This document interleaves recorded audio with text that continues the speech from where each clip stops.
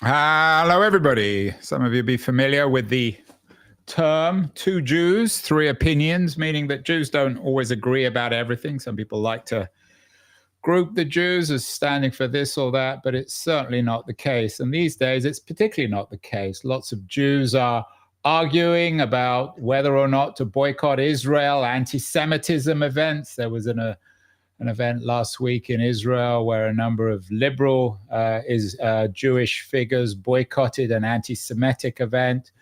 And then American Jews are very much divided over the behavior of Donald Trump and the ICE arrest of various activists. New York Times call it a schism, which of course means a religious division, a formal Episcopalian religious division, although I'm not sure there's a lot of formal religiosity here. The Jews have always been divided, it seems, about everything. And a new book suggests that they were very much divided on the American Civil War. I have to admit, as a non-historian, I would have assumed that most American Jews during the war would have been on the side of the Union and would have been hostile to the idea of slavery, but not according to Richard Kreitner, whose new book, Fear No Pharaoh, American Jews, the Civil War and the Fight to End not Slavery, the Fight to End Slavery is out this week. Richard, do you like the phrase, two Jews, three opinions? Is that true generally of the Jewish people historically? Yeah, I think that seems about right. At least three opinions. I write in the book, it was not clear at this time what the proper Jewish position on slavery was. Not that it's ever clear what the proper Jewish position on anything necessarily is. There's always a vigorous debate.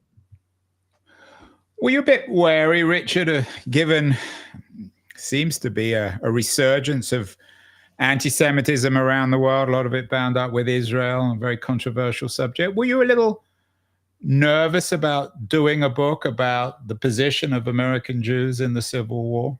I certainly was. I think not as nervous as some of the people around me in my life who kept reminding me of how nervous they were that I was doing this book. But I think that came from a misunderstanding of what I was doing with this book, which is not any kind of unidimensional indictment of American Jewish complicity with slavery or anything like that. It's a full exploration of all the different responses that American Jews had to slavery. This is a people defined by an ancient experience of slavery, by ongoing experiences of oppression and exile in one form or another. What happened when they arrived in a country and found refuge, safety, and to a large extent acceptance in a country that was defined also by an ongoing experience of slavery. It just happened to be that they were not the ones who were enslaved. And there's a full range of opinions about that. I think you mentioned you would have expected that most Jews were on the side of the Union. I think mathematically that's probably true. By far, most American Jews at the time, which was about 50,000 in 1850 and 150,000 in 1860. So not huge, but also, growing fast. Most of them, the vast majority of them, lived in the North. And they went along, most Jews, just like most people in America, went along with the sentiments of whichever section they were in. So mathematically, I think most Jews were for the Union. But as a community, there was no kind of official position on slavery or on secession. And they kind of duked it out in a pretty intense way that, just like the rest of the country did, but in a Jewish way, in Jewish terms. What is a Jewish way? What does that mean? They're drawing on Exodus. Many of them are drawing on this Exodus Passover tradition. There's a great coincidence coming up. In 1861, the first night of Passover was April 12th, the night that Fort Sumter was bombed. And that's true this year as well. The first night of Passover falls on the anniversary of Fort Sumter. Every year before the Civil War, and, most interestingly, during the Civil War, Jews are sitting down to seders where they're talking about slavery and freedom. They're talking about Egypt and bondage. And what does it mean? And they're drawing on that language, many of them, as they debate slavery, whether for or against. Your book deals with some prominent American Jews, Judah Benjamin and Morris Raphael in particular, who were either seem outrightly sympathetic to the Confederacy or ambivalent. You're a progressive journalist, used to work for The Nation. Did you come to this project thinking that you would profoundly disagree with anyone who wasn't on the Union side? And did the writing of the book change your mind in some way or other? Yeah, that's a good question. I note in the book this kind of comes, it's like a very old project for me. I've been thinking about this for 15 or 16 years. I wrote a paper in university about Jewish abolitionists and the extent to which they were or were not drawing on Exodus in their anti-slavery activism. And the story just kind of stuck with me. But eventually I realized, why only focus on the abolitionists? Why only focus on the good guys and those with whom I agreed? I wanted to kind of expand it and look at those with whom I disagreed and try to understand their position, not simply lambast them for not living up to my elevated ideals. So I came in expecting, I think, to probably not like them, and I still don't like their politics. But I've heard from some readers of the book that it seems that by the end of it, I kind of like Judah Benjamin the most of all my characters, and that's certainly not true from any kind of ethical or moral perspective. But he's a pretty interesting guy. He's a really impressive guy. He is known to be yeah, they called him, and I have to, I don't know if it's a joke, the idea of Judah Benjamin in one paper online, the brains of the Confederacy, whether that's sort of a covert form of anti-Semitism, the idea of Jews, of course, being brainy, and of course the other, I guess, construction of the Confederacy, that they weren't always the smartest on the block. So was he the brains of the Confederacy, Judah Benjamin? Was he a particularly big brain Jew? Yeah, I mean, I think that's a pretty fair description, actually. I mean, it's hard to say that it's anti-Semitism. You just showed the American Jewish Historical Society claiming that. I think American Jews have not ever really known quite what to do with Judah Benjamin. For a long time, they claimed him as a great leader. He's certainly one of the highest ranking Jews, of all time. He's the only Jewish face to ever appear on a piece of American currency. I mean, you obviously you've written this book, you know him inside out, but not everyone would be familiar with this guy. Tell us about him. Yeah, sure. He's born in the Caribbean, so he's a British subject from birth. He moves with his family to Charleston when he's about 12 years old, I believe. His family owns slaves right from the beginning, even though they're not particularly well off. They own a fruit shop in Charleston. Slavery shapes his life from the very beginning. The Denmark Vesey Rebellion occurs right around the time that they arrive in Charleston, and it's believed that the bodies of the accused who were hung could be seen from the top floor of the Benjamin's house. He goes on to Yale University, where he's kicked out under mysterious circumstances. It might have been gambling or some other kind of ill behavior. Then moves to New Orleans. A good Jewish thing to get thrown out, right? Yeah. He was quite out of place there, partly because he was a Jew. He's only the second student in Yale's history. He moves to New Orleans, becomes a lawyer, rises up very, very quickly, kind of masters all of Louisiana law. He begins to enter politics. He buys a plantation with 140 slaves to work it. But it's not clear really what he believes. He's a really exceptional lawyer. He takes one case in which he's arguing on behalf of an insurance company that does not want to pay out when it's sued over a slave mutiny that happened at sea. And he argues on their behalf that slavery is unnatural. It's against natural law. And therefore, you have to expect that there's going to be mutinies from time to time, and the insurance company should not be held liable. So it's not clear that it's likely he did not believe those anti-slavery arguments that he's making in court, but he did say them. They did leave his mouth, and they were used by abolitionists against him. But then he runs for the Senate in Louisiana. He becomes a real kind of prominent spokesman for slave interests, and then he enters the Confederate cabinet of Jefferson Davis and eventually becomes Secretary of State. But why he's called the brains of the Confederacy is because at the beginning of the war, he says this is going to be a long war. First of all, nobody else thinks there's going to be a war. They say the North is never going to be willing to fight. They're all, weaklings up there, Yankee Doodles and stuff. And he says there's going to be a war. It's going to be violent. It's going to last a long time. And we should be sending cotton to Europe to draw funds from, to borrow money. And we're going to need this. Whereas everybody says, no, there's not going to be a war. Let's hold the cotton so that Europe will enter the war on our behalf. And then there's other instances throughout the war where he's the only person in the Confederate cabinet making any sense. So I think it's a pretty fair characteristic, and I don't like the guy. I don't like what he stood for, but he's an impressive. I thought you said you liked him. Didn't you say at the beginning that in the end he was your favorite character in the I book? like his perseverance and his panache, but I don't like that he was okay with owning other human beings.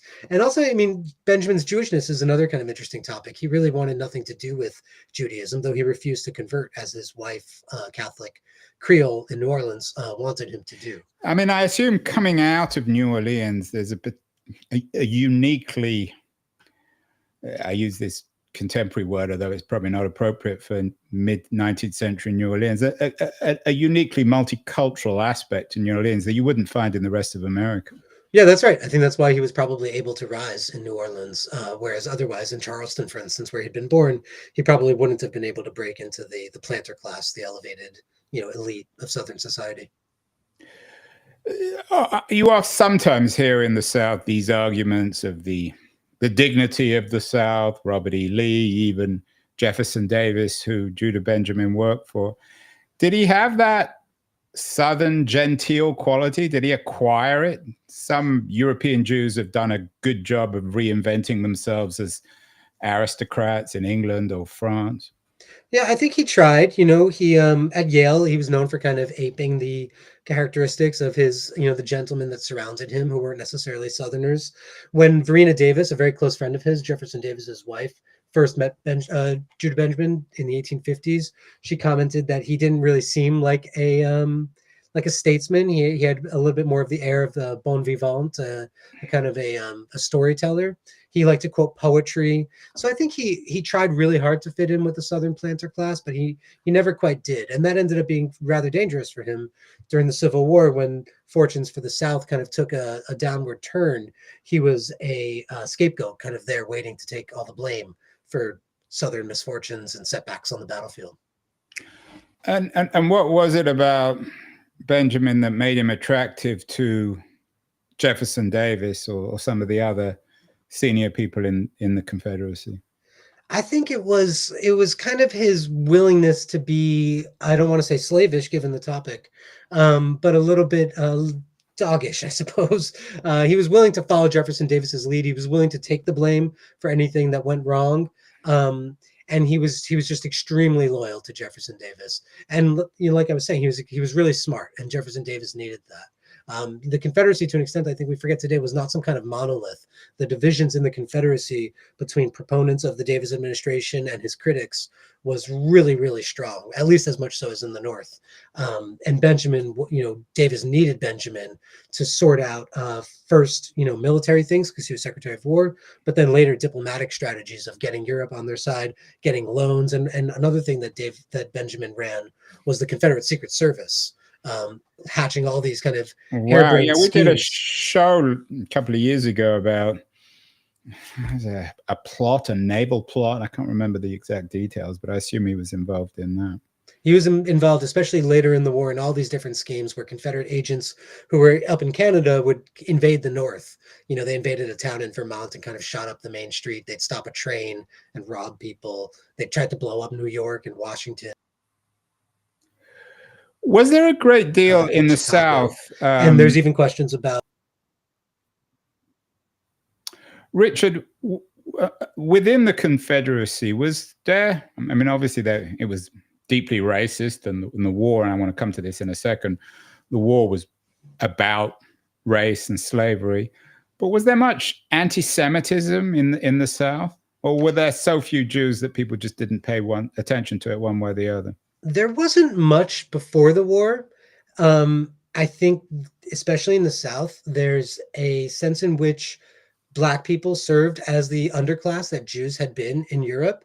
And that, a lot of people comment on this at the time. This isn't just me saying it, that the existence of Black slavery took the heat off Jews. And so when Jews who were seen as white at the time arrived in the South, they were welcomed as part of the white, in some places majority, in some places minority, because non-Jewish whites, Christians, needed all the white people that they could get, given that there were so many enslaved people.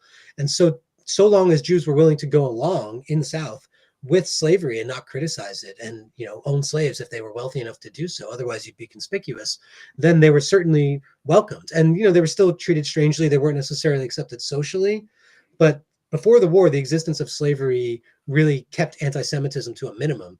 And I show in the book that it's really only when slavery gets abolished that in the South, that privileged status begins to wear away. And Jews, are not quite as protected. And anti-Semitism goes up during the war and most especially after it. And there's even violent attacks on Jews. We know all about violent attacks on Black people in the South after the Civil War. There's lynchings of Jews, even Confederate veterans who, step out of line in any way. If you own a store and you trade openly with Black people, you're seriously taking your life into your hands.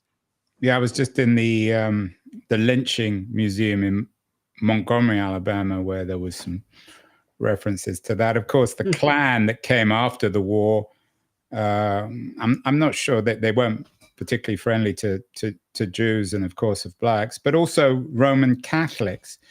Was there? Well, I just want to stop you there. The first Klan is actually not that anti-Semitic. The Klan that arises after 1915, and there's actually Bernard Baruch, the close advisor to FDR, writes in his memoir about finding his father's Klan robe when he was a child. Wow, that's in the early 1870s, and he and his brother were very proud. They were proud that their father was part of the Klan. 2 Jews, 3 opinions.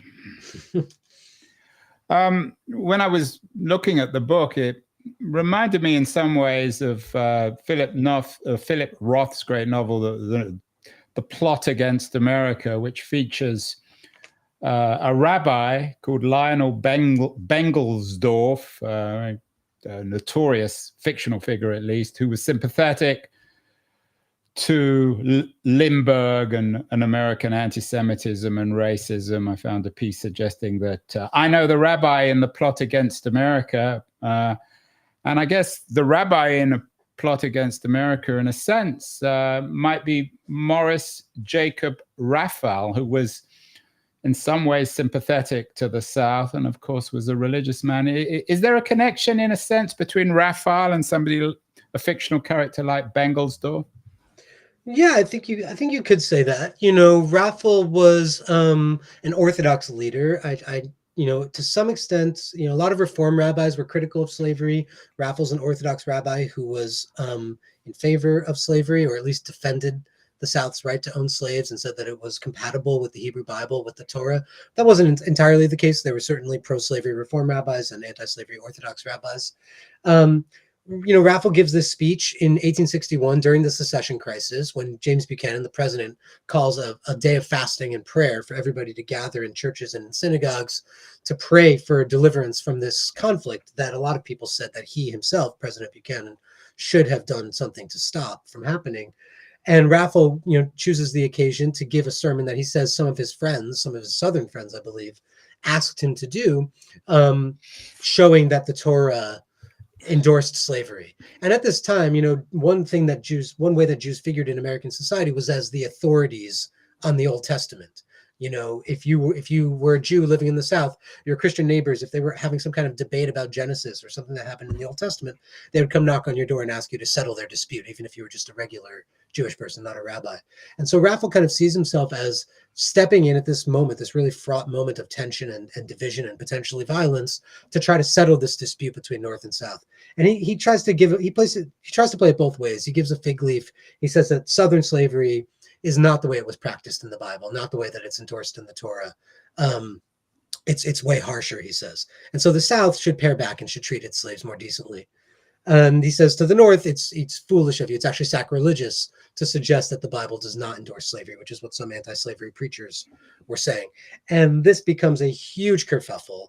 I'm not surprised. I mean, I'm guessing that some people would have been profoundly, or some Jews, particularly anti-slavery Jews, would have been deeply offended and outraged by these sort of things. Well, both. I mean, black people are super offended by it. Christian abolitionists are very offended by it. Somebody publishes a poem that says, "He that unto thy fathers freedom gave, hath he not taught thee pity for the slave?"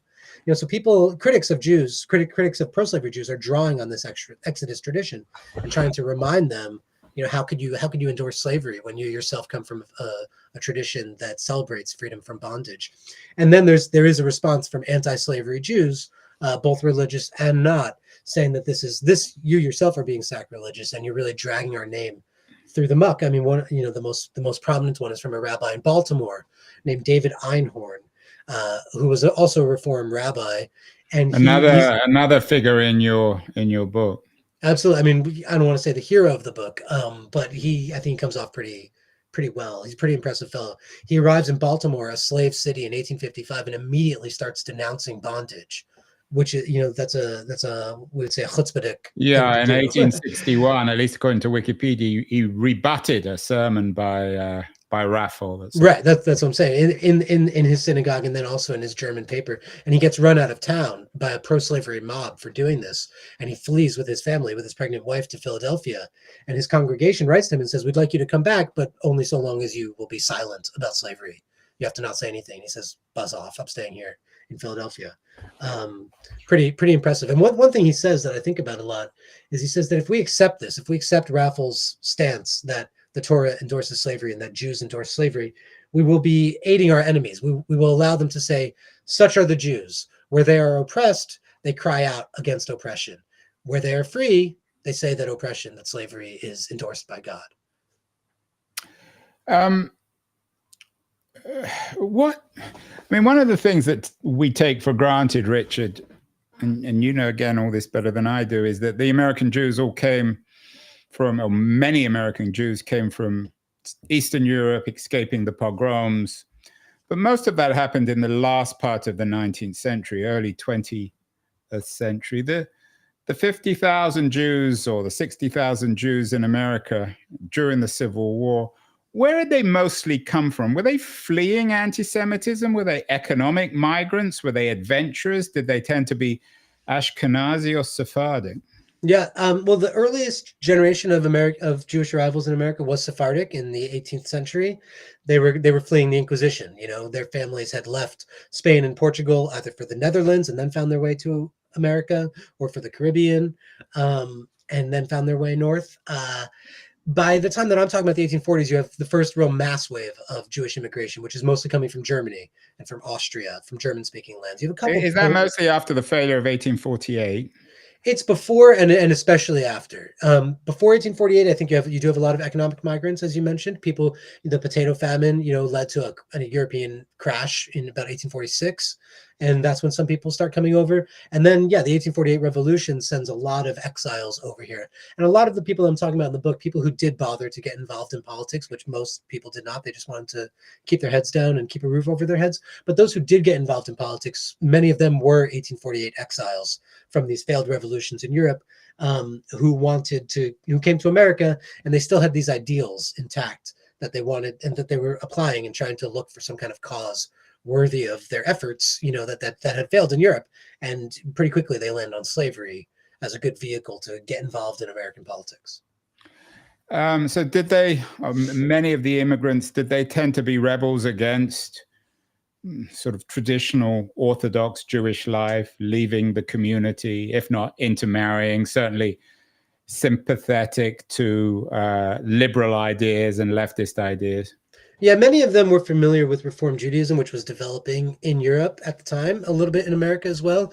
But this generation of exiles or of migrants, refugees that arrives in America in the 1840s and the 1850s definitely hastens this project, this process of liberalization in American Judaism. And so Reform synagogues start proliferating across the land, moving west into Chicago and beyond. And it definitely presents a major challenge to orthodoxy. So along with this political struggle within the American Jewish community, the book is also narrating this religious struggle over how much should we hold on to, how much should we give up in order to assimilate and make it in this land. So if Einhorn was the preacher of Reform Judaism, the activist in your book is someone called August Bondy, who was involved with the failed revolution of 1848 and then became involved with John Brown in the American Civil War. Tell us about Bondy, why you chose to write about him in the book. Yeah, I start and end the book with him. He's an absolutely fascinating figure. He is born in Vienna to a Jewish family that's fairly well off. He's well educated, and he gets swept up in the 1848 revolution. And he's left this extraordinary memoir that I started digging into many, many years ago. And I was just reading it. You're just transported to all these scenes on the streets of Vienna, and then everything else he gets into that I'll talk about. It's incredibly vivid, and I just was amazed that nothing had been done with it before. So then the revolution starts to fail, and his family decides to leave Vienna, like many Jewish people did, many others as well, and come to America. And they end up in St. Louis, where he's looking around for things to do. He tries teaching. He works in a store. He's looking for adventure, and he sees an editorial about what's going on in Kansas at the time. This is 1854, where Kansas has just been opened up to white settlement. And according to the doctrine of popular sovereignty, whoever has more people on the ground will get to decide whether there's slavery or freedom, free labor in this territory. So he moves out there, and he's got these ideals from the 1848 revolution. He decides that he's going to go out there and fight against the expansion of slavery to the Western territories. And he leaves this just incredible document relating all these experiences. He quickly runs into John Brown, and he leaves these accounts of fighting these pitched battles, the first opening act of the American Civil War, this proxy war on the plains of Kansas, along with John Brown. And it's one of the best glimpses we have really into what it was like in John Brown's camp as they were fighting in these early battles. He stays in Kansas. He has a farm. He's a pig farmer of all things, even though he considers himself Jewish and in his own way, deeply devout, but kind of in a liberal, detached way. There was no synagogue out where he was living. And then he fights in the Union Army in the Civil War, and he leaves amazing accounts of what that was like, all the kind of skirmishes. He was in Arkansas and Missouri, which was like this real guerrilla warfare, very bloody. But he leaves these incredible accounts. He ends up getting wounded and sent home in 1864. And then I talk a little bit about his life after the war, where he begins to kind of go back on some of these liberal opinions. He turns against Reconstruction, as a lot of whites did at the time. He turned against Reconstruction. So he did. He thought that the Republican Party had grown corrupt. I think he's been touted before in like articles online as the great Jewish Underground Railroad conductor and stuff. And he might have helped a couple fugitive slaves for a few months there in 1860 or so. But I think it's a little overstated. And some of these people that we look to be heroes in the past weren't necessarily such at the time. I think he really got into the fight against slavery, not so much from any kind of utopian universalistic ideals, but more because he wanted, like many whites at the time did, he wanted free labor to exist on the plains, because otherwise slavery undermined white labor and undermined the wages of people who wanted to move west and have farms like he did. They didn't want to have to compete with planters who had all this capital and all these slaves to work the land. So it's a complicated debate. It's rather like the debate about immigration in the US today, where unions are more hostile to immigration than the coastal elite. Right. I remember seeing a book got pitched to me on the show. I don't think I had the author on, about Jewish soldiers in the Civil War. Were there any very senior Jews within the Union forces? Were there Jewish generals? I think there were a couple. There was a guy named Leopold Blumenberg, who I think was a parishioner of or a congregant of David Einhorn's in Baltimore. I believe he had a general rank. Excuse me. I believe that book is by Adam Mendelsohn. Which is an outstanding book, and I cite him throughout. Now you're making me feel guilty about not having him on the show. I'm sorry. It is a good book, and anybody interested in this topic should definitely check it out. He focuses a lot more on this question of the soldiers than I do, which is more interested in this political struggle. But I think one thing that he's done is kind of cracked at some of these shibboleths and cliched stories that have been told in the American Jewish community for many years that are very feel-good stories about Jewish soldiers having a Seder in the wilderness, when he looks at it and the evidence is really not entirely there for a lot of these stories. And this, I see the book as part of this effort to kind of bring a more factual and sober appraisal of what this experience really was for Jews, which was not so great. Did it convince you? I mean, writing this book, research, you obviously know this stuff inside out. You're deeply learned and literate and all the rest of it. Did it make you more or less convinced of the singularity of the Jewish experience? Or the more you read, did it just convince you that really, when it comes down to it, the Jews are no different from anyone else? And you could have written about German immigrants or Italian immigrants or Irish immigrants, and you would have had, you could have found similar figures. You could definitely write interesting books about the Irish experience of the Civil War, the German experience, and I think they have been written.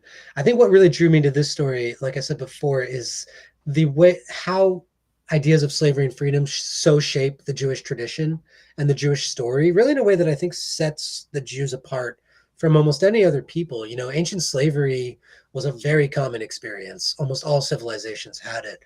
But I personally, at least, don't know of any other people that bases their own experience of slavery, of oppression, of degradation. Their entire story is based on that. You know, most others are looking for kind of noble But origin. are you saying that this was a construction of American Judaism or just a reality of Jewish life? Because of course the whole Passover narrative is this narrative, this story. Yeah, absolutely. I'm just saying that's what they bring to America. So there are people Right, defined I by get it. slavery landing in a country also defined by slavery. Not uniquely so either. You know, Brazil had slavery, other places had slavery, but this is the place where there's enough freedom of speech and of debate, and the community can really kind of air out these divisions, these debates about morality and politics and religion and social justice, as we would call it. And did they buy into the whole sort of New England little city on a hill, chosen land Yeah, narrative? in their own way. I just reviewed this book about Jews in the American Revolution, and there's a lot in there about how grateful they were about the revolution. They were almost, he argues, I think exaggerating the point a little bit, Adam Jortner, it's called A Promised Land. He argues that Jews were among the prime beneficiaries of the American Revolution, that they were significantly, materially more free in, say, 1787 than they had been in 1775. That getting rid of all the religious restrictions on voting, on office holding that had existed under English rule was a world historical achievement for the Jews. And I think that's to some extent true. I think there's this counterbalancing factor of, you know, that meant that they were advancing in a country defined by slavery. So that kind of underwrites all this progress and security that they were able to find in the United States. But definitely the Jews, the early American Jews in the 19th century, are buying into a whole narrative about American liberty and really the Union. I mean, they're defending the Union because it has welcomed them in. They're against abolitionists to some extent because abolitionists are attacking this Constitution that has granted these Jewish migrants, these Jewish refugees, a security that was unparalleled anywhere in the world. And to some extent, you know, that's understandable. There were some Jewish abolitionists, as Judah we talked Benjamin and Morris Raphael wouldn't necessarily share that. about the unparalleled benefits of the Constitution. The defense of the Union for the benefit of the Jews. Well, I think Benjamin was to some extent, a reluctant Confederate at the beginning. He burned all his papers twice in his life as he fled Richmond in 1865, and again before he died in London in exile. So it's hard to say exactly what he was thinking, but I think there's a decent amount of evidence that shows that even after Lincoln's election, he was not really in favor of Southern secession, and he was swept away in this torrent of essentially a revolutionary sentiment. And at that point, goodbye. You know, goodbye to the Union, goodbye to the Constitution. Is that an excuse really for the brain of the Confederacy? He was very senior. I mean, those are the kind of excuses people make about senior Nazis. Yeah, I think that's a fair point. I looked at it pretty hard. I think some people have kind of tried to excuse him on that account, and I'm by no means excusing him. I think, you know, he played a big part rhetorically in the Senate in getting things to that point. He wasn't calling for secession or revolution. He was warning that things would get to that point if the abolitionists kept pushing their arguments against slavery. So I'm by no means absolving him of responsibility. I'm simply observing that I think even at that moment, he is somehow still apart from the planter class that he had been hoping to join and had joined, but he is apart from them, and he's always going to be seen as apart from them. No book about American Jews would be complete without some references to Jewish women, and you have one, a star of the book, Ernestine Rose, who was a suffragist, abolitionist, and freethinker. Tell us about Rose and how she fits into the narrative. Yeah, she's another amazing character. She's born in Poland. Her father is a rabbi, and she leaves under these circumstances that she was never entirely clear about. She seems to have lied a little bit in her narratives that she gave while she was alive. She said that she was going to be married off to somebody who she didn't want to be married to. She was a real free thinker. She says, I was a rebel at the age of 5. So eventually at about 17 or so, she leaves her father's home and she goes to Berlin, where the Enlightenment, the German, form of the Enlightenment, is in full swing.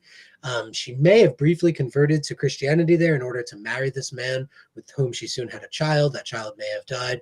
Her origins are a little bit cloudy. Eventually, in London, she falls in with Robert Owen, and his form of socialism. Yeah. And with other Owenites, she moves to New York in 1836.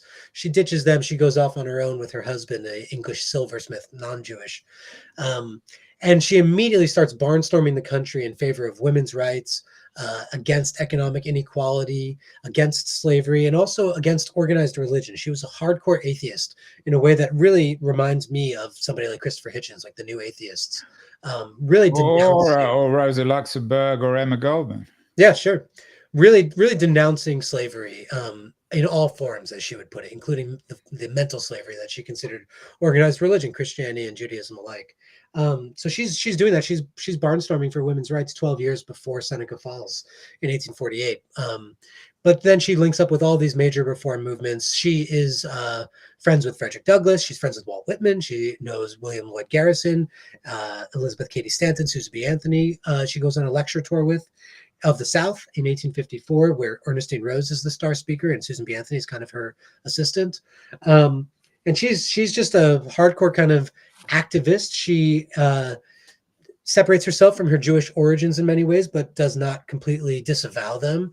On some occasions, she'll even draw on what, she'll say something like the sorrowful history of my people, the Jews, in order to give her activism some authority to speak on behalf of the oppressed. So she's doing this all through the 1850s. She's a somewhat isolated figure because among abolitionists who are almost entirely Christian, she's the only Jew. She's often the only atheist. Among the atheists, she's also the only Jew. So she's taking all these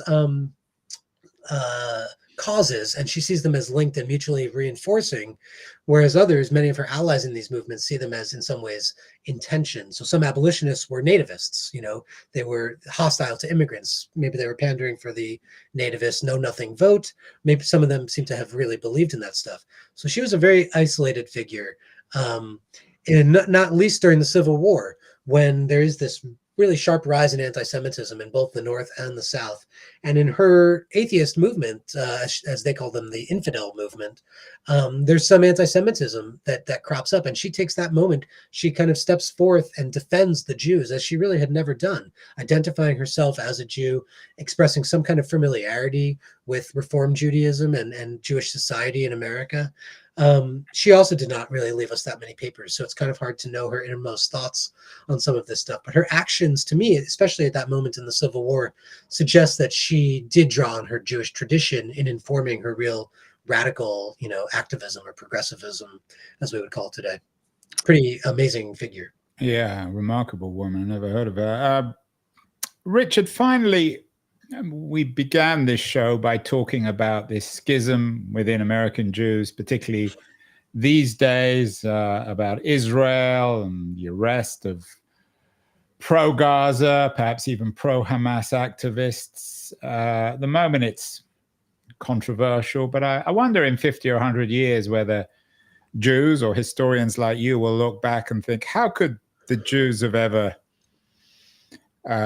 supported the arrest, for example, of Palestinian activists?